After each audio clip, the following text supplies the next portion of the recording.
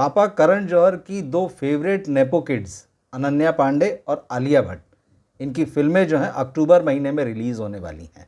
अनन्या पांडे की film CTRL यानी control Netflix पर रिलीज़ होगी, जबकि आलिया भट्ट की फिल्म जिगरा थिएटर्स में आएंगी। अब ख़ास बात यह है कि इन दोनों फिल्मों का ट्रेलर जो है, एक का कल रिलीज़ हुआ था और एक का आज रिलीज़ हुआ है। बैक टू बैक, जैसे हफ्ते के बाद हफ्ते फिल्म आने वाली, इसी तरह से आज एक ट्रेलर आया और दूसरा ट्रेलर आया। फिल्मों का प्रमोशन चालू हो गया है। अब इन ट्रेलर में ऐसा क्या है और इन ट्रेलर को देखकर क्या लगता है कि फिल्म देखना चाहिए या नहीं देखना चाहिए, हम इसी पर बात करेंगे। सच्चाई तो यह है कि इन दोनों फिल्मों का ट्रेलर अगर आप देख लें या इसके पहले जो टीज़र आए थे उनको आप देख लें तो आपको फिल्म देखने की ज़रूरत नहीं पड़ेगी। सबसे पहले जो है हम अनन्या पांडे की फिल्म की बात करते हैं, CTRL यानी कंट्रोल। कहानी बहुत सिंपल है। एक लड़की है यहाँ पर नेल्ला और उसका एक बॉयफ्रेंड है जो। अब दोनों के बीच सब कुछ ठीक चल रहा है, टीनेज कहिए या थोड़ा सा आगे का नई नई जवानी का प्यार कहिए, वो चल रहा है। लेकिन एक दिन जो है नेल्ला देखती है कि उसका जो बॉयफ्रेंड है जो, उसके साथ वो बेवफाई कर रहा है, मतलब किसी दूसरी लड़की के साथ है। और ये सारा मामला जो है, उसका वीडियो जो है वो कहीं जो है सोशल मीडिया में भी आ जाता है और ये सारी बात जो है पूरा ज़माना जान जाता है। इसके बाद जो है नेल्ला का दिल टूट जाता है और बहुत गुस्सा हो जाती है। अब वो चाहती कि किसी तरह से जो सारी उसकी बदनामी हो रही, लोग उसकी हंसी उड़ा रहे हैं, वो कह रही कि गलती तो उसकी है पर हंसी मेरी उड़ाई जा रही है। तो वो चाहती है कि कहीं ना कहीं उसकी ज़िंदगी में से उसका जो बॉयफ्रेंड है वो अब डिलीट हो जाए। कहानी को यहाँ साई-फाई थ्रिलर में बदल दिया गया है। किसी सॉफ्टवेयर से या AI से एक कैरेक्टर जनरेट होता है और नेल्ला से वो बात करने लगता है और नेल्ला उससे कहती है कि तुम इसको जो है, जो को जो है वो डिलीट कर दो मेरी लाइफ में से, हर जगह से। तो आप ट्रेलर में देखते हैं धीरे धीरे जहाँ जहाँ नेल्ला की और जो की तस्वीरें हैं उसमें से जो है वो डिलीट होता चला जाता है। और थोड़ी देर बाद फिर ट्रेलर बताता है कि नेल्ला के पास कॉल आता है एक लड़की का, उसकी सहेली ही होगी, कि क्या जो तुमको मिला, क्या जो से तुम्हारी बात हुई। तो कहती नहीं। तो बोले जो गायब है। अब जो गायब हो गया है तो जो क्या सचमुच गायब हो गया है, कहीं भाग गया है, कुछ हो गया हादसा उसके साथ। ट्रेलर आपको ये बताता है कि ये जो कैरेक्टर AI से जनरेट हुआ है उसी ने जो है जो को गायब कर दिया है। अब आप सोचेंगे ये कैसे हो सकता है। दरअसल यही जो है साई-फाई थ्रिलर है। अब आप सोचिए कि इसमें क्या कहानी और क्या दम है। इस ट्रेलर को जब मैं देख रहा था तो मुझे पिछले साल की एक ब्रिटिश फिल्म याद आई, टिम। कहानी की जो थीम है, जो लाइन है, वो एकदम वैसी की वैसी। चीज़ें उसमें थोड़ी अलग थी, इसमें थोड़ी अलग है। टिम की कहानी जो है, वहाँ पर एक रोबोट है। टिम यानी टेक्नोलॉजिकली इंटीग्रेटेड मैन सर्वेंट, मतलब एक कंपनी है जिसने ऐसा रोबोट सर्वेंट डेवलप किया है। और वो कंपनी जो है उसने तमाम लोगों को वहाँ जो काम कर रहे हैं अपने यहाँ, वो रोबोट जो है वो दिया है कि घर में जाके जो है इसका इस्तेमाल करके देखें ये सब चीज़ें ठीक है कि नहीं। तो हीरो हीरोइन जो है उनकी कहानी में जब रोबोट आता है, हीरोइन जो है वो उस कंपनी में काम करती है, हस्बैंड वाइफ हैं, तो उनके घर में जो रोबोट आता है, हस्बैंड कुछ नहीं करता है। जैसे यहाँ पर निल्ला है वैसे वहाँ हस्बैंड जो है वो नल्ला है। तो ये हस्बैंड जो है उसको धीरे धीरे शक होने लगता है उस रोबोट के ऊपर। उसको लगता है ये सिर्फ रोबोट नहीं है, ये कहीं ना कहीं उनकी ज़िंदगी में उसकी पत्नी और उसके बीच में जो है वो दखल दे रहा है। और धीरे धीरे आप ये पाते हैं कि ये जो रोबोट है, जो टेक्नोलॉजिकली इंटीग्रेटेड मैन सर्वेंट है, ये उस हीरोइन के प्रति धीरे धीरे आकर्षित होता जा रहा है और किस तरह से वो उसके हस्बैंड को उसकी ज़िंदगी से निकाल के बाहर कर देता है। टिम में तो ये दिखाया गया है कि वो उसके पति की हत्या कर देता है। अब सेम चीज़ यही है कि यहाँ जो AI से क्रिएटेड जो भी आदमी दिखाया जा रहा है, जो भी लड़का दिखाया जा रहा है, और जो नेल्ला की लाइफ से जो को डिलीट कर रहा है जहाँ जहाँ वो मौजूद है, तो क्या यही उसका हत्यारा है। अब बताया जा रहा है कि फिल्म जो है आपको मैसेज देगी कि टेक्नोलॉजी कैसे जो है वो हावी होती जा रही है ज़िंदगी में। लेकिन मुझे लगता है कि कहीं ना कहीं इसका ये नहीं हम कहेंगे कि उस फिल्म से उस फिल्म की कॉपी है, टीम की कॉपी, लेकिन ऐसा लगता है कि कहीं ना कहीं आइडिया जो है, बेसिक आइडिया वहीं से आए। क्योंकि आप इंडिया में उस तरह से रोबोट और उतना एडवांस चीज़ें नहीं दिखा सकते हैं, और क्योंकि आपको इस फिल्म को जो अनन्या पांडे के साथ बनाना है तो आप वो हस्बैंड वाइफ वाले जो है उसमें ग्राफ में नहीं जा सकते। तो इतना एक आइडिया मिलने के बाद तो बॉलीवुड में इतनी नकल के लिए अकल तो है ही लोगों के पास में कि ये सारा उल्था जो है कर दिया जाए, इस तरह से ट्रांसलेट कर लिया जाए।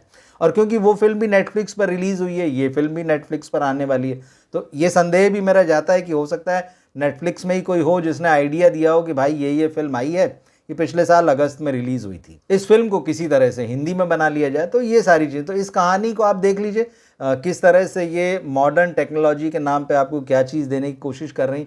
और जहाँ तक अनन्या पांडे का सवाल है, थिएटर में जो है वो पूरी तरह से फ्लॉप हो चुकी हैं, अभी तक कुछ नहीं दे पाई। तो कहीं ना कहीं कोशिश अब यही हो रही है कि उनको OTT पर जमाया जाए, कम से कम यहीं की स्टार बना दिया जाए। उनकी पहले भी यहाँ डायरेक्ट रिलीज़ हो चुकी हैं फिल्में, वेब सीरीज़ भी आ चुकी। तो इसका ट्रेलर जो है कुल मिलाकर कहीं से बहुत आकर्षित नहीं करता है। और अब क्योंकि ये फिल्म नेटफ्लिक्स पर रिलीज़ होगी, तो जिसके पास नेटफ्लिक्स का सब्सक्रिप्शन होगा और जिसको डायरेक्टर विक्रमादित्य मोटवाने का पुराना काम अच्छा लगा होगा, अगर मान लीजिए अनन्या का काम उसे जमा भी नहीं होगा पहले, अगर विक्रमादित्य मोटवाने का काम जमा होगा तो वो देख लेगा। अब आती है बात आलिया भट्ट की फिल्म की, जिगरा। वासन बाला इस फिल्म के डायरेक्टर हैं, जिन्होंने इससे पहले जो है मर्द को दर्द नहीं होता और मोनिका ओ माय डार्लिंग जैसी फिल्म बनाई है। मोनिका ओ माय डार्लिंग जो है वो भी नेटफ्लिक्स पर रिलीज़ हुई थी। अब वासन बाला जो है इस फिल्म को लेकर आए। उनका कहना है कि लोग मुझसे उसी तरह की फिल्म की उम्मीद कर रहे थे, मोनिका ओ माय डार्लिंग जैसी, लेकिन मैं अलग करना चाहता था। अब सवाल यह है कि जिगरा में अलग क्या किया है। जिगरा का 2-3 हफ्ते पहले एक टीज़र रिलीज़ हुआ था और अब जो है उसका ट्रेलर रिलीज़ हुआ है। मैं आपसे कहूँगा कि आप वो टीज़र देख लीजिए और ये ट्रेलर देख लीजिए, आपको फिल्म देखने की ज़रूरत नहीं पड़ेगी। 2 मिनट 50 सेकंड का वो टीज़र और 3 मिनट 1 सेकंड का ये ट्रेलर आपको पूरी फिल्म की कहानी दिखा देगा, आपको आलिया भट्ट की एक्टिंग की रेंज दिखा देगा, वो भाई बहन के प्यार के सारे इमोशंस दिखा देगा। कुल मिला के आपको जो है कुछ देखने की ज़रूरत नहीं पड़ेगी हॉल में। फिल्म की कहानी जिगरा में एकदम साफ साफ दिख रही है। एक भाई बहन है, टीज़र में बता ही दिया था कि माँ बाप जो है बचपन में ही गुजर चुके हैं, माँ को भगवान ने बुला लिया था, पिता खुद पीछे पीछे चले गए, रिश्तेदारों ने पाला, लड़की ने भारी कीमत चुकाई उसके लिए, फिर जिन रिश्तेदारों ने उनको पाला जो है उनका भी एक बच्चा है और उस लड़के के साथ में जो है इसका भाई जो है हीरोइन का भाई जा रहा है। ये विदेश में कहीं गए हैं, जापान, थाईलैंड, बैंकॉक जैसा कुछ दिखता है जहाँ तक जापान है। अब वहाँ जाने के बाद में शायद उसके पास ड्रग्स मिले हैं, कुछ हुआ है, उसको पकड़ लिया गया है। अब ट्रेलर में आप देख लीजिए कि उसको जज ने जो है बिजली की कुर्सी पर बैठाकर मौत की सज़ा देने का ऐलान कर दिया। भाई का फ़ोन आता है बहन के पास में, बहन कहती है मैं आ रही हूँ, मैं बचाऊँगी, और उसके बाद में जो है तमाम कोशिशें कर रही है कि किस तरह से भाई को जो है उस जेल से वहाँ विदेशी जेल से वो निकाल लाए, बचा के ले आए। तो उसको कोई ट्रेनर भी मिल गया है, वो उसको ट्रेंड कर रहा है। फिर ये लोग जो है वहाँ जा रहे हैं, फिर बहुत सारा एक्शन ही एक्शन है ट्रेलर में, और पूरे जिगरे के साथ में जो है हीरोइन जो है अपने भाई को बचा ही लेगी जब ये कहानी यहाँ तक आती है तो। लेकिन आप याद कीजिए कि अभी 2 महीने ही हुआ है शायद, मुझे लगता एक फ़िल्म आई थी सावी, जिसमें भूषण कुमार की पत्नी दिव्या खोसला कुमार थी। सेम स्टोरी थी, सेम स्टोरी मतलब थीम वही थी। वो अपने पति को बचाने जा रही थी जेल तोड़ के, कहानी ब्रिटेन में थी। पति को जो है मर्डर के केस में अंदर कर दिया गया है, मामला झूठा है। पत्नी जो है वो मामला बना रही है कि ठीक है मैं अपने पति को बचा के लाऊंगी। सावित्री और सत्यवान की कहानी से उसको जोड़ दिया गया था। मतलब यही चीज़। तो आप इस टीज़र और ट्रेलर को देख लीजिए जिगरा के, आपको पूरी फिल्म समझ में आ जाएगी, पूरे इमोशन समझ में आ जाएंगे। और आलिया भट्ट के बारे में तो कहना ही क्या है, आप समझ लीजिए कि रिव्यू कैसे आने वाले हैं कि फाड़ दिया, गजब का परफॉर्म किया, आलिया भट्ट एक और नेशनल अवार्ड। मतलब ये रिव्यू जो हमको पता है कि करण जौहर रिव्यू ख़रीद लेते हैं, और उन्होंने कह ही चुके हैं वो कि मैं तो रिव्यू स्टार जो है वो ख़रीद लेता हूँ। ख़रीदने में भी एडवांस बुकिंग हो ही चुकी होगी। आप देख लें जिस तरह के इस ट्रेलर के ही जो रिव्यू यूट्यूब पर आने लगे हैं वो बता रहे हैं कि कितनी महान फिल्म होने वाली है। तो न कहानी में दम दिखता है, कास्टिंग ही गलत दिखती। आलिया भट्ट को आप देखिए, और जिगरा में जिस तरह का एक्शन चाहिए है, जिस तरह की पर्सनैलिटी चाहिए है, वो कहीं दिखती है। आलिया भट्ट अभी भी बच्ची दिखती हैं। ऐसी ही गलती करीब 10 साल पहले इम्तियाज़ अली ने की थी, जब उन्होंने हाईवे में रणदीप हुड्डा और आलिया भट्ट को कास्ट किया था। उस वक्त तो बड़ा मतलब लोगों ने रिव्यू दिए और खूब तारीफ़ें की, वाह वाह क्या कास्टिंग है और क्या आलिया ने काम किया। वो 10वीं क्लास की बच्ची दिख रही थी उस फिल्म में, और रणदीप हुड्डा के साथ में उसको दिखाया था आपने। कई साल बाद में इम्तियाज़ अली बोलें कि हाँ वो कास्टिंग जो है ठीक नहीं थी, उन्होंने इस चीज़ को एक्सेप्ट किया। तो ये आलिया भट्ट को लेकर बात वही कि क्योंकि करण जौहर प्रोड्यूसर हैं, उनको किसी भी तरीके से अपने बच्चों को आगे बढ़ाना है, तो वो इस तरह की कास्टिंग कराते हैं, इस तरह की फिल्में बनवाते हैं। दोनों फिल्मों के हीरो आप देख लीजिए, गुमनाम से चेहरे हैं। और करण जौहर चाहते ही यहीं कि उनकी हीरोइनों के सामने जिनको वो प्रमोट कर रहे हैं ऐसे हीरो रहें जिनका अपना कोई अस्तित्व ही नहीं हो। वेदांग रैना जो हैं, जो आलिया के सामने यहाँ भाई बने नज़र आएंगे, वो द आर्चीज़ में लॉन्च हुए थे। अब करण जौहर उनके बारे में प्रमोट कर रहे हैं कि खुशी कपूर के साथ उनका कुछ चल रहा है। करण जौहर तो एक तरीके के मैरिज काउंसलर हैं बॉलीवुड के। अभी वो कपिल शर्मा के शो में आए थे, वेदांग भी था साथ में। तो कपिल शर्मा ने सवाल उठाया कि भाई तुमको किस बात में खुशी मिलती है।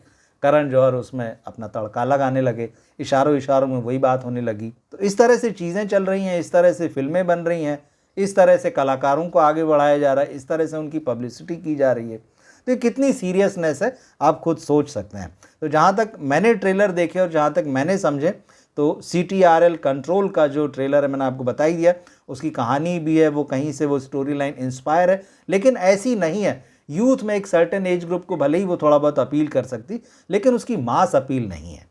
वही चीज़ जो है वो आलिया भट्ट की फिल्म के साथ में है, उसमें मास अपील नहीं है। आलिया अच्छी एक्ट्रेस हैं, ठीक है, अच्छी बात है, उनको नेशनल अवार्ड मिला है, अच्छा काम करती है, वो सारी चीज़ें, उनका PR भी ज़बरदस्त है, इसमें भी कोई दो राय नहीं है। लेकिन आप फिल्म क्या कर रहे हैं, वो इस फिल्म में प्रोड्यूसर भी हैं। तो आप जब फिल्म की कहानी ऐसी ला रहे हैं जो सिर्फ, ठीक है फीमेल सेंट्रिक फिल्म बने, अच्छी बात है, कोई दिक्कत नहीं, कि उसमें दम तो हो। कुछ ही महीने पहले जिस तरह की कहानी देखी गई है, ये दर्शकों को बेवकूफ़ समझते हैं कि वैसी ही कहानी को फिर से देखने आ जाएंगे। जब लोगों ने वही फिल्म नहीं देखी तो इस फिल्म को क्यों देखेंगे। और उसके बाद टीज़र और ट्रेलर आप ऐसा काट रहे हैं कि उस 5 मिनट में कोई भी, मतलब कम से कम भी अगर कहानी और सिनेमा की समझ रखता होगा तो वो दोनों टीज़र और ट्रेलर को देखकर आपको पूरी कहानी बता देगा क्या है। मनोज पावा जो रोल करते दिख रहे हैं इसमें, उसी तरह का रोल जो है वो अनिल कपूर जो है वो साबी में कर रहे थे। मतलब कितना सोच रहे हैं, मतलब किस गंभीरता और गहराई के साथ आप फिल्म बना रहे हैं। तो निश्चित रूप से इन दोनों फिल्मों के चलने पर है, इनकी पसंद किए जाने पर शक है। अगर आपने ये ट्रेलर देखे हों तो आपको क्या लगता है कमेंट बॉक्स में लिखकर ज़रूर बताएं। हमारे चैनल के साथ जुड़े रहें, इस वीडियो को अपने दोस्तों और परिवार में शेयर करें। मिलते हैं फिर हम अगले वीडियो में। नमस्कार।